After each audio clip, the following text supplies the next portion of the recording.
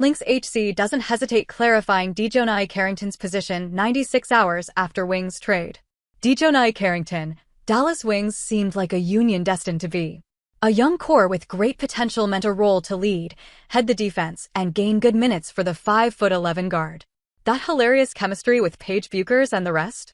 It was just the cherry on top. But while Carrington came to be loved in Dallas and the feeling grew mutual, those on-court promises never truly translated. For all the off-court banter and laughs, the Dallas hardwood just did not seem to be the happiest of places. But Cheryl Reeve is already ensuring that isn't the case in Minnesota. In her first game since the trade, DiJonai Carrington came off the bench for 13 points, 4 rebounds, and 2 assists to help the Napheesa Collier-less Lynx go past the storm. Following the impressive debut, she had an interesting remark. "This was one of the first times I've had fun playing basketball this season." That could be interpreted as only one thing: Dallas was not the home she was expecting it to be. In Minnesota, it was already different. Where Carrington struggled to cope with coming off the bench in Dallas, Cheryl Reeve had one ask. And you could see why the guard enjoyed the game. Reeve told the reporters, "We wanted her to try to play without thinking and just try to do simple things. The things that I think Nay likes, it's innate to her, is to compete right, and whether it's offensively or defensively.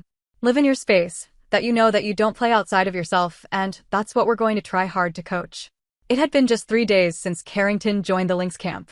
Of course, Reeve would have explained the theory and the work on the whiteboard, but the results are not often seen immediately on the court.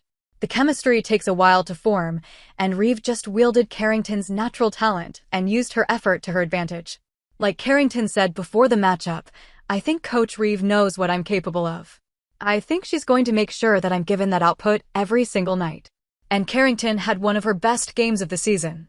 She had a game score of 12.4, which is more than each of her last 12 games and less than just 2 games this season. It was hard to believe she'd only had one practice with the team before stepping on the court.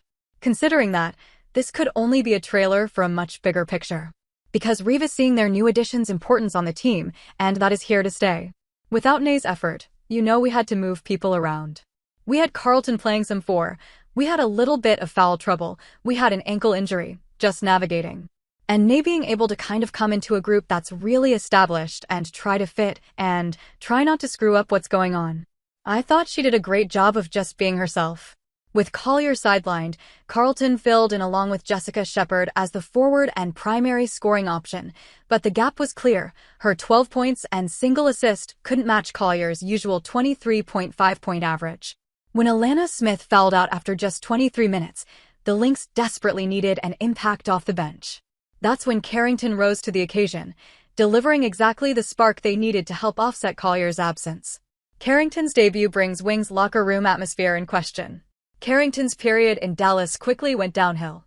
In her injury-ridden season, she lost her starting spot on the team, to which she expressed her discontent, saying, "It was hard for me just being that the whole point of me coming to Dallas was to expand my role. So I feel like, not that coming off the bench means it's diminished, but sort of in a sense, a little bit."